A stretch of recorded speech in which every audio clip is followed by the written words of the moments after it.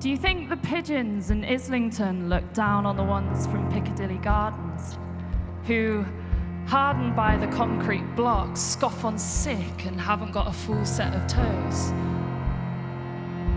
Or am I pigeonholing the avian Islingtonians as obnoxious new Mancunians, tarring them all with the same brush, branding them homogeneously posh because they nest in the M4 postcode? Surely, though, you've noticed how the pigeons are different? It can't just be their diet, although it is a flex to get to peck on pollen sourdough without the need to buy it. I'm undecided if the central flock have ever even tried it. I reckon they've got to be invited, because if looks are anything to go by, these birds are divided. They might all fly in the same sky, but there are no flights of fancy over Great Ancoat Street, which seems to be the boundaries between squad society, delineating the downtrodden and the often trodden on from the urban bird elite. But who decided which kit got what bits of the city? Well, a little bird told me that our footless friends of Piccadilly were deemed too ugly by UAE investors when they furtively funded council plans for the new Islington development. Deemed a feathered deterrent to the intended creative class of resident, the pigeons were ousted by the council at some oil baron's insistence. Swathes of evictions sparked out of season migrations for families of pigeons who've been at the marina for generations.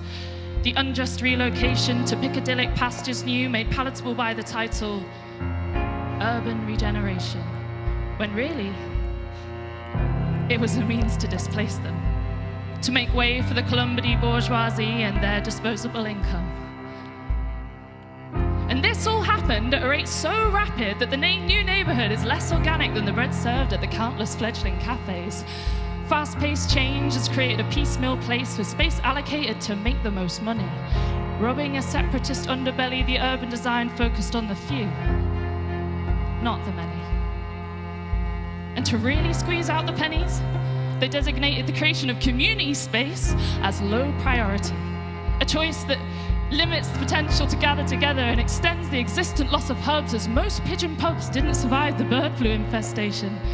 It's a choice that limits the potential for connection and perpetuates segregation. So if the birds have decided to engage in tribalism,